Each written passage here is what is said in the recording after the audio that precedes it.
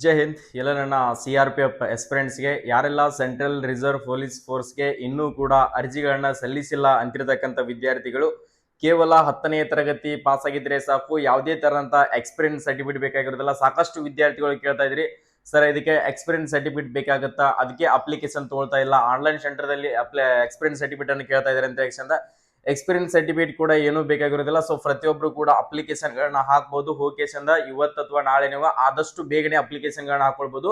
ಯಾಕಂದ್ರೆ last date ಬಂದ್ಬಿಟ್ಟು last ಕೊನೆಯ ದಿನಾಂಕ ಬಂದ್ಬಿಟ್ಟು 19/5/2026 ಅಂದ್ರೆ ನಾಳೆ ನಾಡ್ದಿಂದ ನಾಳೆನೆ ಅಪ್ಲಿಕೇಶನ್ ಡೇಟ್ ಕೂಡ ಕ್ಲೋಸ್ ಆಗುತ್ತೆ. ನೀವು ಹಾಕ್ಬೇಕನ್ನುವಂತ ವಿದ್ಯಾರ್ಥಿಗಳು ಆದಷ್ಟು ಬೇಗನೆ, ಯಾಕಂದ್ರೆ 19ನೇ ತಾರೀಕಿಗೆ ಕ್ಲೋಸ್ ಅಪ್ ಅಂದ್ರೆ ಇವತ್ತೆಷ್ಟು ಬಂದ್ಬಿಟ್ಟು ನಿಮ್ಗೆ ಡೇಟ್ 17 ಡೇಟ್ ಅಂದ್ರೆ ನಾಳೆ ಒಂದಿನ ನಾಡ್ದ ಲಾಸ್ಟ್ ಡೇಟ್ ಇದೆ ನೋಡ್ಕೋಬಹುದು. ಕೊನೆಯ ದಿನಾಂಕ ಬಂದ್ಬಿಟ್ಟು 19/5/2026 ಆಗಿರ್ತದ. ಅಕಸ್ಮಾತ್ ಸರ್ ನಾನು ಆಲ್ರೆಡಿ ಅಪ್ಲಿಕೇಶನ್ ಅನ್ನ ಹಾಕಿದೀನಿ, ನಾನು ಕರೆಕ್ಷನ್ ಅನ್ನ ಮಾಡ್ಕೊಳ್ಬೇಕು ಅನ್ನುವಂತ ವಿದ್ಯಾರ್ಥಿಗಳು ನೋಡ್ಕೊಳ್ರಿ, ನಿಮ್ದು 21ನೇ ತಾರೀಕಿನಿಂದ ಹಿಡಿದು 23ನೇ ತಾರೀಕು ಮಟ್ಟ ಅಪ್ಲಿಕೇಶನ್ ಅನ್ನ ಕರೆಕ್ಷನ್ ಮಾಡ್ಕೊಳ್ಳೋಕೆ ಟೈಮಿಂಗ್ ಅನ್ನ ಕೊಟ್ಟಿದ್ದಾರೆ. 3 ದಿನಗಳ ಕಾಲಾವಕಾಶ ಇದೆ. ನೀವೇನಾದ್ರೂ ಕರೆಕ್ಷನ್ ಅನ್ನ ಮಾಡ್ಕೊಳ್ಳುವಂತ ವಿದ್ಯಾರ್ಥಿಗಳಿದ್ರಪ್ಪ ಅಂದ್ರೆ ಈ ಡೇಟ್ ಒಳಗಡೆ ನೀವು ಕರೆಕ್ಷನ್ ಅನ್ನ ಮಾಡ್ಕೊಳ್ಬಹುದು.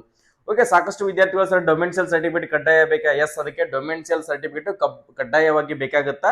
ಸೊ RD ನಂಬರ್ ಅನ್ನ ಅಲ್ಲಿ ಅಪ್ಲೈ ಮಾಡಬೇಕಾಗುತ್ತಾ. ನೀವು ಡೊಮೆನ್ಷಿಯಲ್ ಸರ್ಟಿಫಿಕೇಟ್ ಅನ್ನ ಒಂದೇ ದಿನದಲ್ಲಿ ನೀವು ಅಪ್ಲಿಕೇಶನ್ ಅನ್ನ ಹಾಕಿ ತಕೊಳ್ಬಹುದು. ಅದ ನಿಮ್ಮ ನಾಡ ಕಚೇರಿಗೆ ಹೋಗಿ ತಹಶೀಲ್ದಾರ್ ಆಫೀಸ್ಗೆ ಹೋಗಿ ಮೂವ್ ಮಾಡಿಸಿದಿರಿ, ಆ ಬಯೋಮೆಟ್ರಿಕ್ ಆಯ್ತಪ್ಪ ಅಂದ್ರೆ ಸಡನ್ ಆಗಿ ಬರ್ತದ. ಸೊ ಪ್ರತಿಯೊಬ್ರು ಕೂಡ ನೀವೇನಾದ್ರೂ ಹಾಕ್ಬೇಕು, ಯಾಕಂದ್ರೆ ಹೊಳ್ಳೆ ಮೇಲೆ ಅಪಾರ್ಚುನಿಟಿ ಸಿಗೋದಿಲ್ಲ. ಎಷ್ಟು ವೇಕೆನ್ಸಿಗಳನ್ನ ಕನ್ಫರ್ಮ್ ಅನ್ನ ಮಾಡಿದಾರೆ ಅಂದ್ರೆ 9,175 ಹುದ್ದೆಗಳನ್ನ ಕನ್ಫರ್ಮ್ ಅನ್ನ ಮಾಡಿದಾರೆ. ಅಂದ್ರೆ ಕರ್ನಾಟಕಕ್ಕೆ ಅಂತ ಹೇಳಿ 400 ಹುದ್ದೆಗಳಿದಾವೆ. ಅದರೊಳಗಡೆ ಡ್ರೈವರ್ ಹುದ್ದೆಗಳ ಹೈಯೆಸ್ಟ್ ಅದಾವೆ. ನಿಮ್ಮ ಹತ್ರ ಏನಾದ್ರು ಡ್ರೈವಿಂಗ್ ಲೈಸೆನ್ಸ್ ಇದ್ದಪ್ಪ ಅಂದ್ರೆ ನೀವು ಡ್ರೈವರ್ ಹುದ್ದೆಗೆ ಅಪ್ಲಿಕೇಶನ್ ಅನ್ನ ಹಾಕೊಡ್ರಿ. ಅದ್ರ ಜೊತೆಗೆ ಸರ್ ಇದರಲ್ಲಿ ಯಾವ ಬೆಸ್ಟ್ ಟ್ರೇಡ್ ಯಾವ್ದಂತ ಕೇಳಿದ್ರೆ ಆಲ್ಮೋಸ್ಟ್ ಆಲ್ ಟ್ರೇಡ್ಸ್ ದಲ್ಲಿ ಎರಡೂ ಕೂಡ ಚೆನ್ನಾಗಿರ್ತಕ್ಕಂಥ ಟ್ರೇಡ್ ಗಳಿದಾವೆ. ಯಾರು ಕೂಡ ಅದು ಬೆಸ್ಟ್ ಇದು ಬೆಸ್ಟ್ ಅನ್ಕೊಳಕ್ ಹೋಗ್ಬೇಡ್ರಿ.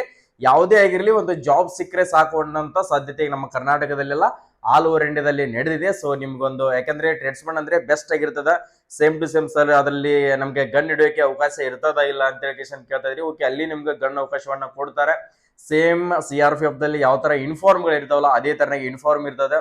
ಅದೇ ತರನಾಗಿ ಟ್ರೈನಿಂಗ್ ಕೂಡ ಕೊಡ್ತಾರ. ಅದೇ ತರನಾಗಿ ನಿಮ್ಗೆ ಪಾಸಿಂಗ್ ಔಟ್ POP ಕೂಡ ಅದೇ ತರನಾಗಿ ಸೇಮ್ SSC GD ದವ್ರ ಜೊತೆನೆ ನಿಮ್ದು POP ಕೂಡ ಮುಗಿತದ.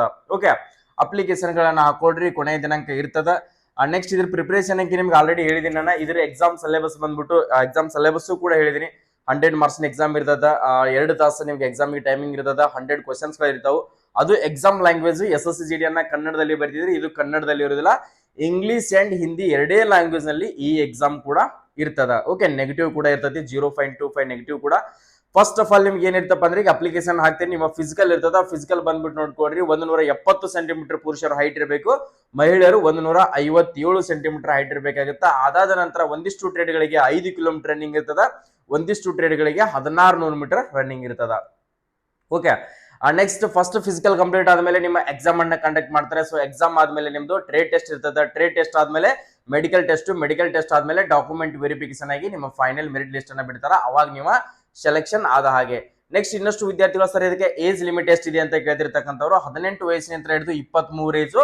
ಅದರ ಜೊತೆಗೆ ನೀವೇನಾದ್ರೂ SC ST ಇದ್ರಪ್ಪ ಅಂದ್ರೆ 5 ವರ್ಷ ಏಜ್ ರಿಲ್ಯಾಕ್ಷನ್ ಇರ್ತೈತಿ. OBC ದವರು ಇದ್ರಪ್ಪ ಅಂದ್ರೆ 3 ವರ್ಷ ಏಜ್ ರಿಲ್ಯಾಕ್ಷನ್ ಕೂಡ ಇರುತ್ತೆ. ಡ್ರೈವರ್ ಟ್ರೇಡ್ ಗೆ ಅಪ್ಲಿಕೇಶನ್ ಅನ್ನ ಹಾಕೋರು 27 ಏಜ್ ಮಟ್ಟ ಇದ್ದವರು ಕೂಡ ಅಪ್ಲಿಕೇಶನ್ ಗಳನ್ನ ಹಾಕೊಳ್ಬಹುದು. ಓಕೆ, ಏಜ್ ಬಗ್ಗೆನೂ ಆಯ್ತು, ನಿಮ್ಗೆ ಸೆಲೆಕ್ಷನ್ ಪ್ರೊಸೆಸ್ ಕೂಡ ಆಯ್ತು. ನೆಕ್ಸ್ಟ್ ಅಪ್ಲಿಕೇಶನ್ ಲಾಸ್ಟ್ ಡೇಟ್ ಕೂಡ ಆಯ್ತು. ಅಪ್ಲಿಕೇಶನ್ ಅನ್ನ ಹಾಕುವಾಗ ಸರ್ ನಾವು ಫೋಟೋ ಮೇಲೆ ನಮ್ದು ಡೇಟು ಹಾಕಿಲ್ಲ ಸರ್, ನೇಮ್ ಹಾಕಿಲ್ಲ ಅಂತ ಓಕೆ ನಡೀತದ, ಅದರಲ್ಲಿ ಏನು ಕೂಡ ಮೆನ್ಷನ್ ಮಾಡಿಲ್ಲ. ಸೊ ಇನ್ಮೇಲೆ ಯಾರಾದ್ರೂ ಹಾಕೋರಿದ್ರಪ್ಪ ಅಂದ್ರೆ ಹಾಕ್ರು ಪರವಾಗಿಲ್ಲ. ಯಾವುದೇ ಒಂದು ಅಪ್ಲಿಕೇಶನ್ ಗಳನ್ನ ಹಾಕ್ಬೇಕಾದ್ರೆ ಅದನ್ನ ಹಾಕ್ಬೇಕಾಗತ್ತ. ಸೊ ಅದರಲ್ಲಿ CISF ದಲ್ಲಿ ಮಾತ್ರ ಮೆನ್ಷನ್ ಮಾಡಿರ್ತಾರ.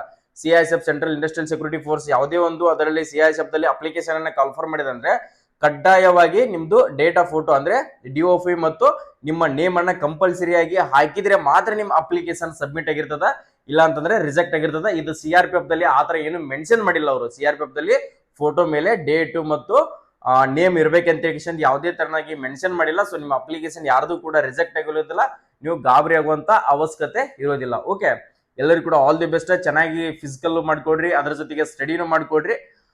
ಈ ಇನ್ಫಾರ್ಮೇಶನ್ ಯಾವುದೇ ಒಂದು CRPF ಆಗಿರಲಿ, ಯಾವುದೇ ಒಂದು ಟ್ರೇಡ್ಸ್ಮನ್ ಹುದ್ದೆಗಳಾಗಿರಲಿ, ಪ್ರತಿಯೊಂದು ಈ ಸಾರಿ ನೀವು CRPF ಟ್ರೇಡ್ಸ್ಮನ್ ಸೆಲೆಕ್ಷನ್ ಆಗಿ ಹೋಗ್ಬೇಕು ಅನ್ಕೊಂಡಿದ್ದೀರಪ್ಪ ಅಂದ್ರೆ ನಮ್ಮ ಯೂಟ್ಯೂಬ್ ಚಾನಲ್ ಅನ್ನ ಸಬ್ಸ್ಕ್ರೈಬ್ ಮಾಡ್ಕೊಡ್ರಿ. ಸಬ್ಸ್ಕ್ರೈಬ್ ಮಾಡ್ಕೊಂಡ್ರೆ ನಾವು ಕೊಡುವಂತ ಪ್ರತಿಯೊಂದು ಅಪ್ಡೇಟ್ಗಳು ನಿಮ್ಗೆ ಸಡನ್ ಆಗಿ ನೋಟಿಫಿಕೇಶನ್ ಮುಖಾಂತರ ಬರ್ತಾವೆ. ಸೊ ಪ್ರತಿಯೊಂದು ಇನ್ಫಾರ್ಮೇಶನ್ ಗಳನ್ನ ನೀವು ತಿಳಿದುಕೊಳ್ಬಹುದು.